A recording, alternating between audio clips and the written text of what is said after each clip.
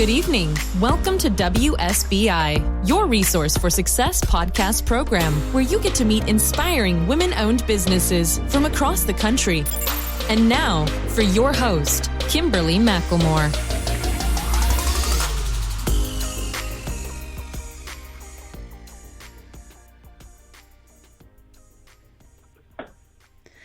All right, good evening and welcome to WSBI, your resource for success podcast program, where you get to meet inspiring entrepreneurs and women-owned businesses from across the country. I am your host, Kimberly McLemore, and welcome to a special edition of tonight's show. With us, we have Tim Ward. Tim Ward is co-author of the book Pro-Truth, A Practical Plan for Putting Truth Back into Politics. He's on the board of directors that oversees the Pro-Truth Pledge, founded by his co-author, Dr. Gleb Tsipursky. Together, they wrote Pro-Truth to help people protect themselves from the lies of politicians and to create a pro-truth movement that they believe is essential for democracy. Tim is also the co-owner of Intermedia Communications Training, Inc., based in the Washington D.C. area. He works with global organizations helping them communicate better. So without further ado, please help me welcome to my platform, Mr. Tim Ward. Hey, Tim, how are you this evening? Hi, Kimberly. I'm so well. It's a pleasure to be on your show and to get a chance to share some time with your listeners. Well, I'm excited because your topic of conversation is right on point. So I cannot wait to hear about this because, you know, there's definitely some issues going on with the truth in politics. So before we dive in that, though, please tell the listeners a little bit more about who Tim Ward is. Sure. In my 20s, I did a very unusual thing after university. I packed up and I went to India. And I spent a year traveling through India, eventually went to Southeast Asia and ended up teaching English in China. And I did this because I was really curious about how most of the world lived. I'd grown up in North America. I had a college education, but I really felt I didn't understand life at all. And so I spent 2 years on the road, really just trying to be open-minded and curious about how people lived on this planet. And when I came back to North America, ultimately 6 years later, I have to say it gave me a very different perspective. I felt that I free from a lot of the things that seem essential to most people, certain expectations about jobs, about security, about their path in life. And this has allowed me to be very, very flexible and to keep my mind open as much as possible. That led me ultimately to become an author. I've written 10 books and also a publisher to be interested in other people who wanted to publish books about what it takes to create lasting and significant change. And through my career, amazing people who have really become convicted that the best thing we can do with our time is work to make the world a better place for those who share the planet with us, people and animals and plants, and also for the future. So those are really my commitments in life. And this book, Pro-Truth, really very well aligns with that sense of what makes life meaningful to me. Mm-hmm. Well, I could say that that's a huge opportunity. Well, and then for you to think right after high school to do something like that, to travel across the world, literally, and to figure out who you were and what's most important. And so you kind of led your life in that same perspective. So you said you wrote 10 other books. I kind of want to dive in that a little bit. Tell me a little bit more about some of the other books that you wrote, since your focus is all about, pertaining the truth and getting people to see that from a different perspective. Well, the first 3 books that I wrote are actually a trilogy about my time traveling through Asia. Mm-hmm. So I wrote a book about time I spent living in a Buddhist monastery in Thailand.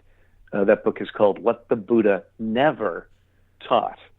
And it's about what happens when people from a foreign culture go and try to put on the religious robes of a very different culture that practice their religion. And the monastery that I stayed at had half Western monks and half Asian monks. Wow. And it's one of those rare Buddhist comedies. Okay. Interesting. And I will just add, I know that you mentioned to me that many of your listeners are in India. This is one of my books that's actually available in an Indian edition. It's in English, but you can buy it in bookstores in India locally. Wow. Well, see, you just never know, right? I mean, that's Yeah. amazing that you've had all these opportunities. And, with you traveling the way that you've done throughout the years, what made you feel like you had to continue to do that in order to, I don't know, was it in order to understand who you were more, or just like you said, to continue to share truly the differences of what we see and feel, what we think that we know on a day-to-day basis? You've got it. It's both. One travels, I think, to better understand oneself, but you do that by having your mind open by all the people and all the cultures that you meet, and you see who you are in this conversation, in that situation, in this culture. And I found travel was, to me, the way that I learned about life. Mm-hmm. And so after my time in Asia, I went on and eventually wrote a book about early cultures in Europe and another book about climbing Mount Kilimanjaro in Africa. And at the same time, developed a consulting business together with my wife and partner, which had us going all over the world, teaching people how to become effective communicators. And we would work with fabulous folks in development and environment fields who really struggle to have other people hear their messages and act on their messages. Everything from issues of climate change to what it takes to alleviate poverty, to cure disease, for organizations like the World Health Organization, the World Wildlife Fund. It's been fabulous. And I'm only using the past tense because for the past year, due to the pandemic, we've not traveled at all. Right.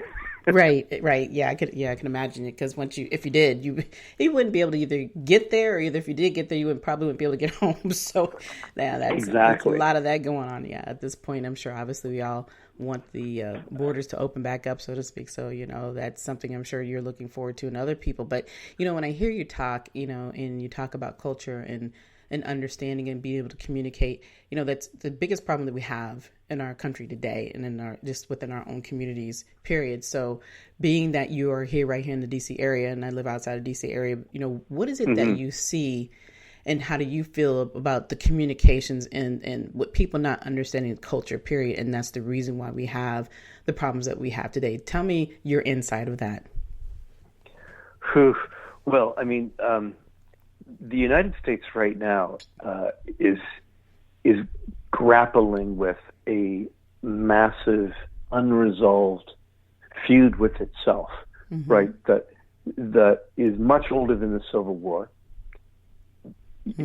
Ultimately was all about what many people have called America's original sin, slavery, which was the basis of much of the nation's early economy. And here, almost over 150 years after the Civil War has been fought, we still have seen in the Trump presidency these horrific events, including the uprising just several weeks ago on the Capitol. So there's an awful lot of turmoil in this country, and I have to say, a strange piece of that turmoil has been how one side has just plain decided not to tell the truth. Exactly. I'm nonpartisan myself, and the book that I've written, Pro-Truth, is deliberately nonpartisan. I don't think truth has a party. Every political party benefits from the truth, but quite sadly, you've had the president, many of his supporters, truly abandon the truth and just say whatever it takes to try to win power and stay in power. And this has been traumatic for the United States, because a democracy depends on a baseline of truth, right? That's how people with different values, different views can come together and seek compromises in a political system. But if it's just my side yelling my truth and your side yelling your truth, then you never have compromise, and you set yourself on a path to war, ultimately. Right. And the sad part about it, like you said, even prior to the Trump presidency, we have seen this for many, many years. And, being that I am a Black woman, and I have seen it all my life, no matter, we're not looked at. I can say personally, I have not been looked at as always just being the woman, being, whether I'm educated or not educated, just being accepted for who I am. It's usually first that, oh, you're a Black woman, and then it comes everything else. And it's that same focus and that same misunderstanding that, it's what people have learned, because we're not born looking at color. We're not born trying to figure out who is right or who is wrong, or, who has more power or who doesn't have more power. These are things that are being taught, and they've been taught for many, many years. For 400 years, we were in slavery. And like I said, even after 150 years, we're still fighting the same things over and over and over. Yeah. And it's beyond frustration, for a person in my predicament. And I always try to understand and try to figure out, why is it so hard for people to tell the truth? And so when, you reached out to me and you had this book that you're going to be talking about tonight, it's like, oh my gosh, how practical could that be? How the timing could never been so much better to hear this, have this communication and conversation about really putting the truth back into politics, because everything that this world is ran on is based off of politics. So I definitely am excited to hear more about, tell me what the practical plan is. How did you, come up with this idea, and why did you think it was so important that you had to have this book come out? Sure. So, well, after the Trump election, I really knew that I had to do something. And I thought it would be great to write a book like this. And I started doing some research online. And to my delight, I quickly stumbled into something called the Pro-Truth Pledge. And the website, for anybody who wants to look at it while we're talking, is protruthpledge.org. And the founder of this organization, Gleb Tsipursky, was a cognitive economist, and he studies people's behavior in relation to how they perceive the truth, right? So he was like, oh my God, this is the man I've been looking for.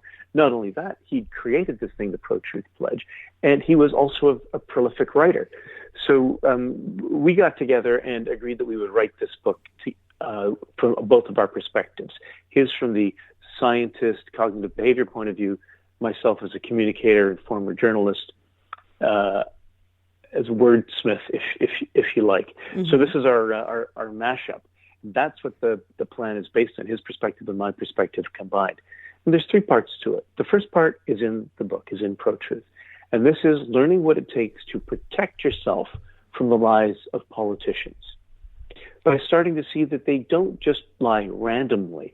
Politicians lie in certain ways. To be blunt about it, they like to tell people what they want to hear. And if they can fool people into believing what they want to hear, then they can get their vote, they can captivate their attention. And that might be, things that are scary, or it might be things that are false promises. But political lies are specifically crafted to make people want to believe in them. Just as like a fishing lure, if you fish, you've got this fake worm or this fake little shiny thing that spins in the water. It's specially crafted to look like a minnow or a worm so that a fish will bite it. That's what a political lie is. It's something specially crafted to have people bite it because they want it to be the real thing. Right. So the first step is to recognize that this is something that you are always at risk in the political realm. The politicians will tell lies, and you must be good at finding them so that you can protect yourself against the worst ones. Be all the more wary with politicians who are on your side, because they're the ones whose lies you may be most likely to believe. Exactly. So the first part of the plan is protect yourself, right? We talk about lies in the book as like a virus. Right? And the pandemic has become a great metaphor for us since then, right? So the first thing you do is you protect yourself, right? Wash your hands, wear a mask. Protect yourself. Right. Yeah, and obviously we just continue to do more of that. Yeah. I'm sorry, go ahead. And then the second part, which is the center of the book, but is also the Pro-Truth Pledge, is protect others.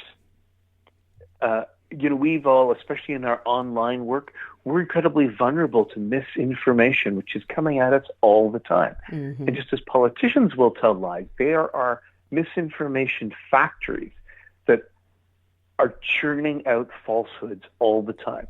Some of them may actually be media organizations, the far left, the far right, but you also have literally factories in other countries in the United States, those that are hostile to the United States, In other countries, there's the same thing. They are churning out information, stuff that is false, but is made to sound as if it's true.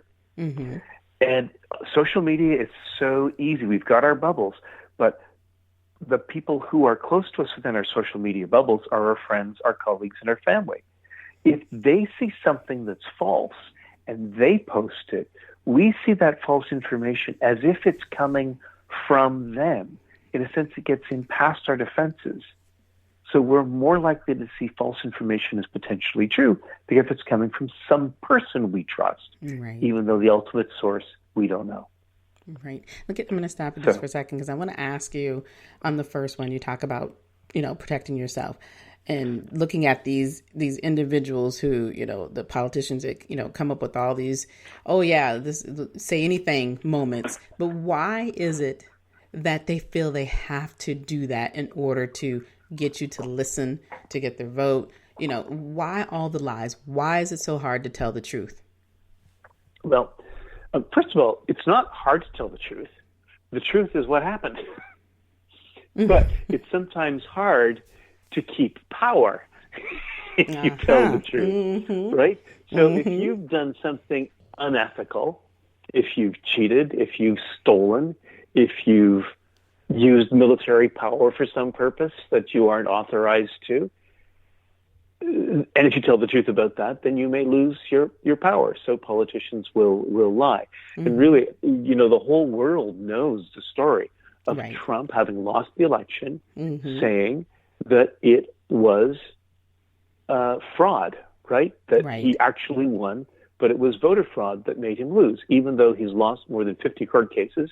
There's been no credible evidence for that whatsoever. He's done the classic kind of a lie that we talk about in the book, the big lie, which works when you do something as simple as repeating it again and again. There's a cognitive bias called the illusory truth effect, which is simply the more often we hear something, the more plausible it seems. And the more plausible it seems, the more likely we are to think it could be true. Right. Right. And in polls that have come out since since the election, Republicans in particular, great numbers of them are believing that electoral fraud was rampant in this election, even though that has never, ever before been an issue, even though there's no reason for it to have been an issue this time. They simply believed the lie because it was repeated. It's the illusory truth effect. We have a whole chapter on how that works and how to protect yourself from it in the book. Because it works, politicians who only seek power and don't seek to serve the people will use it. Exactly. Yeah. And we've seen that for 4 years. It was never ever about anybody else but one person. And you're right. You're right. It's all about power. But, when I look at the bigger truth of it, it's not even just about power. It is about power, but it's also about power of one group of people. It's not the power of everyone that is a part of our communities and that's a part of this world and our country. And that's the sadder part about it. It's worrying about, oh my gosh, I'm going to lose this. I'm white. I'm not going to have that privilege anymore. And that to me is the reality that I see every day, because that's the things that are thrown in our faces, having the privileges that we don't have consistently across the board. Oh my gosh, you are absolutely right. No, I'm no one to talk about privilege as an expert, but people will often accept political lies because it makes them feel comfortable in accepting their privilege in a way that keeps them from having to examine it. The horrific cases we've seen in the United States over the past year, where Black people have been brutally murdered, sometimes phone cameras are rolling. Right? Right. In this country, it's been horrific. And yet we've seen police departments lie about it. We've seen politicians lie about it. Flagrantly, clearly lie about it. Yeah. So, and the privilege of being a dominant group in society allows them to lie. Everybody knows that it's a lie. It doesn't seem to change anything. Right. And that's the part that's the saddest. And that's the part that I think that what people never understand, they'll say, I've been told, well, why can't you let it go? What do you mean? Why can't I let it go? It's like, because they don't understand the effects that it has on not on that group of people, how the effects it has on everybody who's Black and brown. It's consistently something that we have been fighting for. Like, I've been in this earth for 54 years, and that's all that I've seen and had to deal with. And like I said, you're not respected for who you are as an individual, but it's based on, the way you look, the way you sound, maybe your name, and then if you can pass that test, then it's, let's see how you can go down the line. It's like you're constantly being put on a checklist of approval. And it's the sad part of our communities and in our country. And it's this thing that we have seen our forefathers fight for, for life. They've put their life on the line in order to give us these freedoms. And we're still fighting for the same freedoms every single day just because of power. Yeah, absolutely. And, in the United States, at least, we've got the Constitution, right? It says all men are created equal, but we can easily update that to all people are created equal. Right. Everyone deserves life, liberty, and the chance to pursue their happiness. So that's supposed to be a truth that's self-evident, right? A truth that is self-evident. And yet, if you look at systemic racism, you look at all the inequality that we see in the world today, that all comes from lies against that simple truth. Right. That we're all created equal. And, some of these are lies that are centuries and centuries old, right? I mean, one of the things that I'm happy to have learned fairly early in my life is that race is a fiction. There's no biological basis for race. It's as ridiculous to categorize people by their skin color as it is by their eye color or their hair color. Exactly. Right? Exactly. I couldn't agree more. Fiction. It's a lie. Castes, the divisions that many cultures have between lower castes and higher castes, and these castes can only do this, and that caste can only do that. Total fiction as well. Now, these are cultural fictions that aren't easy to break, but they're not ultimately based in reality. And so there is a hope that those who follow the truth can break through them. And we're fortunate that in cases like when it comes to these kinds of prejudice, the truth really is on the side of those who want to break down the barriers, who give every man and woman in every country in the world the chance to rise to the level of their capability and the chance to give to humanity out of their gifts. That's following the path of truth. Exactly. Yeah, it's so sad that, like I said, we have to even have these conversations. But if we don't continue to have these conversations, we'll continue to have the problems that we're having. But the sad part is that each generation has to go and fight the same focus, the same things over and over. And the more, I always use the term of, we believe that we're free. The sad reality is that we are not 100% free. We're still constantly fighting these same things, and all that these generations coming out now, all they care about is wanting to just live. They want to be able to do what they want to do and not have to worry about the color of their skin or who they want to love or what is it and it's the same thing we've been talking about for years, and we're still fighting it. So, I want to continue. I'm going to get off my bandwagon right now, but I definitely want to. It's like you have these and I love it when you can have two people coming from two different sides of the world, so to speak, and be able to have these conversations and not have to feel the guilt that people sometimes feel like that they do feel when they're scared to ask you a question or wonder why your hair's a certain way, your looks like it's just, to me, it's just almost crazy to believe that you actually believe these things. But like you said, if you're told enough and you're taught enough that this person is different just because of the way they look, you are absolutely going to believe that. It's even if we were saying it to ourselves, and it's definitely proven fact that there's that belief that being lighter skin is better than not being. So, you're constantly graveling with these things throughout your life because this is what we've been ingrained and have heard for years. And we've had to fight to believe, no, you're just as beautiful. You are who you are, no matter what you look like. And, until people learn to accept that, we're going to constantly have these problems. But we're going to get back to your book now. So we're talked about protecting yourself. You talked about protecting others. What is the third pledge? The third, for those who want to, is to join the pro-truth movement. Now, that's a vast thing.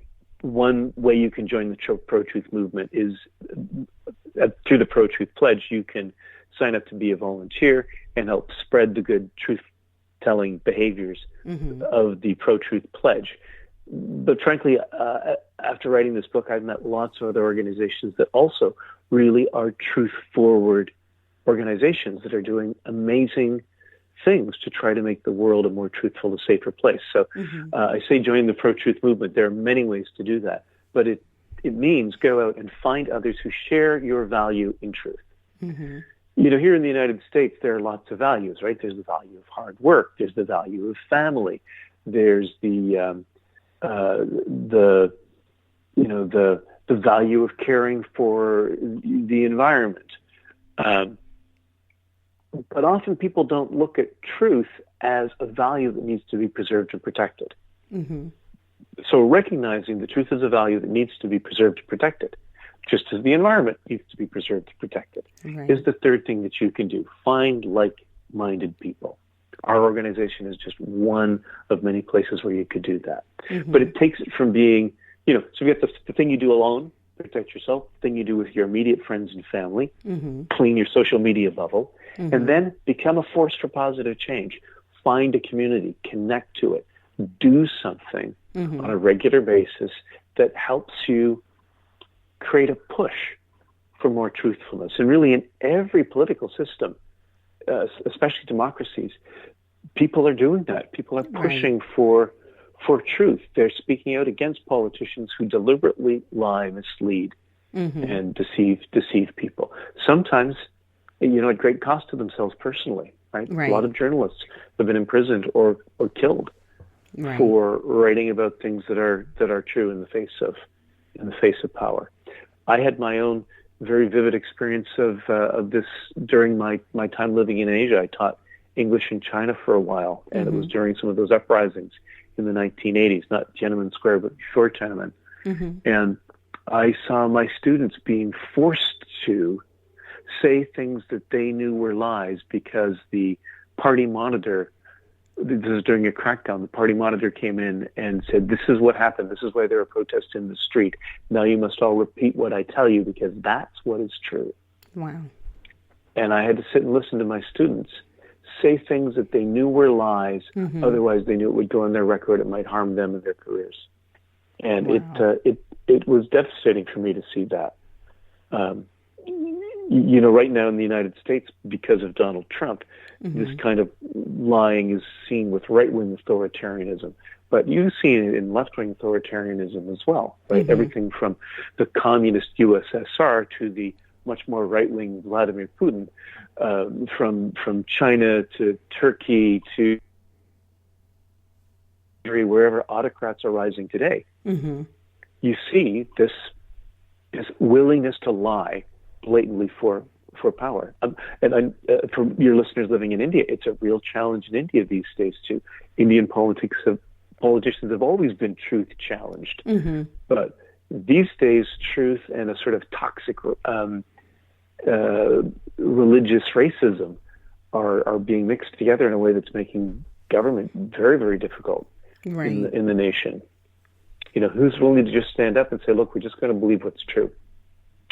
It's hard. Right. And like I said, it's hard, but it shouldn't be. It's not that difficult to stand up there and just tell the truth. And I think the sad part about it is people don't realize, how much closer you can get to an individual by just telling the truth and realizing that, your side of the truth is not always right, and it's okay to say you're not right, but learn from it, understand it, and realize that. Just because too, I think I found that, when people hear things, they won't take the time to even try to find the truth and realize, and even if they have an inkling and think, well, that can't be right. But instead of finding out whether it's right, they just jump on the bandwagon and be like, ooh, we're all here, even though good and well, this is not what it really is. And, for some of those people who believe that this just happened overnight, no, this has been going on since before time, and that's the sad part about it.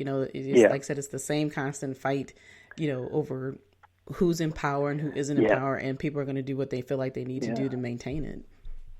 But, I think we have to recognize that we've made tremendous progress Mm-hmm. in the recent times, right? You know, women have been allowed to vote.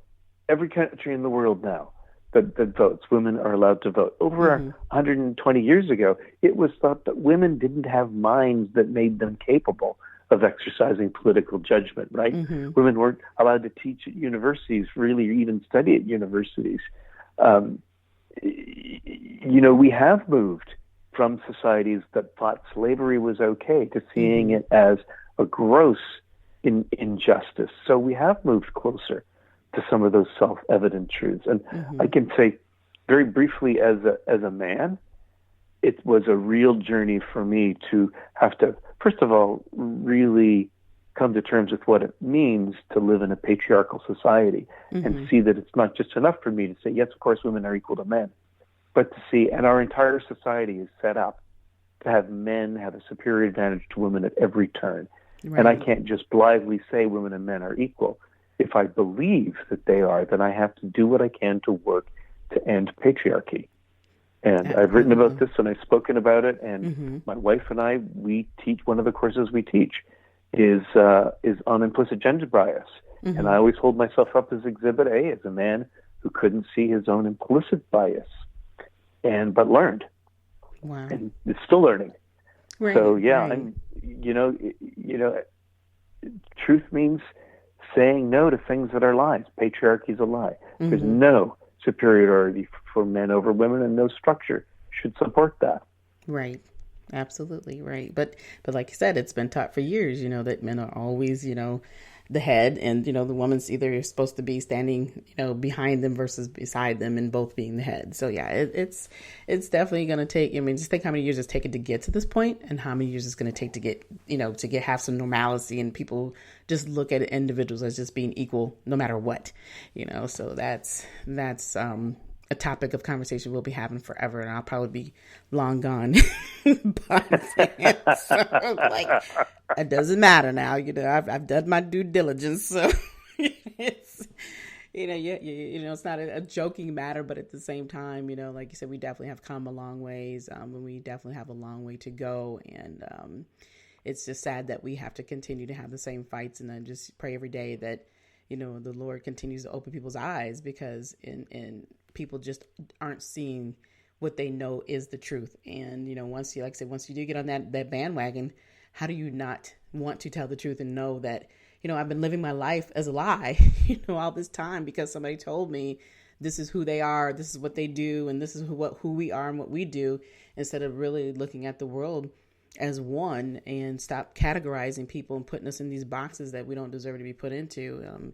We would definitely be much, much further ahead and be a much better place to live and be in a better world. So I know that there are people fighting every day like you and all of us others who are willing to tell the truth. And it's a fight that we'll continue to have until, you know, we leave this earth. So, you know, that's definitely something I have no problem with doing, and having a platform like this gives us opportunity to do that as well.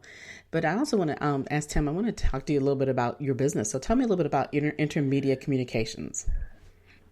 Sure. So my business partner is my wife, Teresa Erickson, and she's also a former journalist.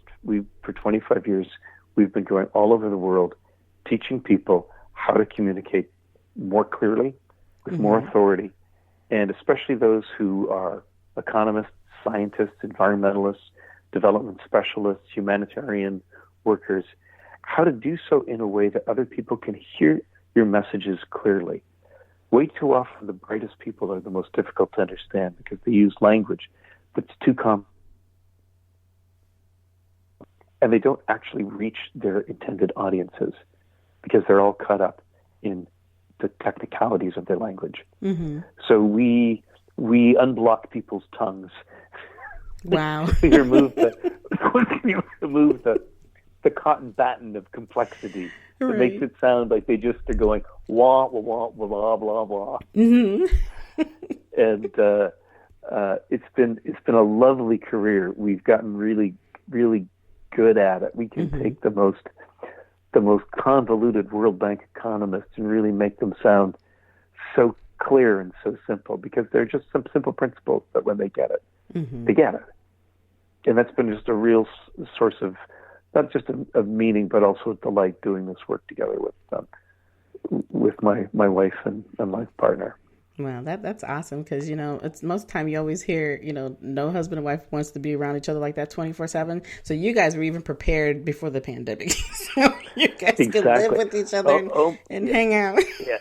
And oh my gosh, Kimberly, seriously, when we go on work trips, we'll sometimes go to maybe 3 or 4 different locations. Mm-hmm. So we get on a plane together. We go to the hotel together. We shower, we go to bed together. We get up, we go to work together. Mm-hmm. We eat our meals together.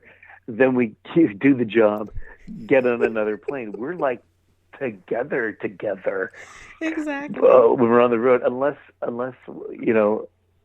I'm in the gym or we're in the bathroom, we're together all the time. Yeah, I'm sure she needs a break from you on occasion too. She's like, okay, it's my time. Yes. She does. Yeah. That's awesome though. But I think it's, beautiful that you guys can work together like that, and you guys are doing something very, very important, have been doing it for years. And, it's a blessing to have you both around to do this work in our communities and outside of our communities. So I do want to talk to you a little bit and ask the question about business. The show is all about sharing resources and mm-hmm. and teaching people your thought process of business. So if someone was to come and talk to you today and ask about starting a business or writing a book, what advice would you give them? Mm-hmm. Well, it's pretty simple. This is what good entrepreneurs know. Find somebody else's problem that you have the skills to help them solve. Doesn't mean solve it for them, but figure out how what you've got can help them be stronger and more powerful in their life. In fact, I would say one of the things that I love about being a communications teacher is when I can teach somebody to be clearer and more authoritative as a communicator, I make them more powerful. Mm-hmm. And it's the kind of power that doesn't cost me anything. It doesn't take anything from me to give them the ability to be more powerful and more influential. And, so that's what I look for, and I would say is what our business model is built around. Mm-hmm. What do people really need that we have the ability to help them develop and become strong in themselves? And I have to say, when the pandemic hit, our business model completely collapsed. Mm-hmm. We were going all over the place teaching people, but suddenly we couldn't even be in a classroom, even right. a local one in Washington D.C. Mm-hmm. So for a couple of months, we had no work at all. We were really stymied. And then we realized, this pandemic is going to last a long time. Right. All of our clients are going to have to figure out how to communicate virtually. Mm-hmm. Zoom was just coming up in the world. And we realized our clients, they have no clue how to do this. And we looked at some early Zoom calls and we realized they were terrible. So we redeveloped all of our courses to teach people how to be good online communicators. And then we wrote a book about it. The book is called Virtually Speaking, Communicating at a Distance. I'll say it one more time in case anybody wants to write it down. Mm-hmm. Virtually Speaking, Communicating at a Distance. And that's become our new textbook. And our clients have all come back to us because we're giving them what they need to do their jobs well. Mm-hmm. Yeah, it's the way the world has come to be. And even after things get back to considered normal again, I think that people need to hold on to these new, as I call them, golden nuggets, these things that continue to help us grow, to continue to help the people that you want to help if you're going into business or if you're writing about whatever it is you're doing.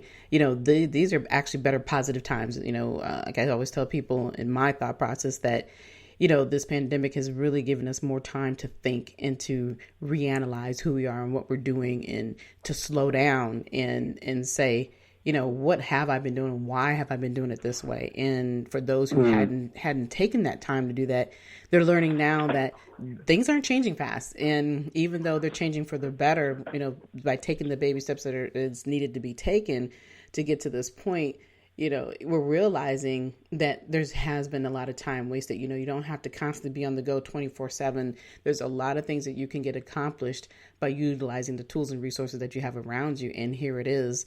I talked about this 4 years ago when I started my business, that I wanted to do everything virtually, and people laughed in my face. And I talk about this all the time because it was like, really? And then of course, now I'm like, everything is virtual. It's like you get worn out from it, but this is the reality in the world that we live in. And even with podcasting, and when I did podcasting, started over 4 years ago, it was still very fresh and very new to a lot of people. Nobody wanted to do it.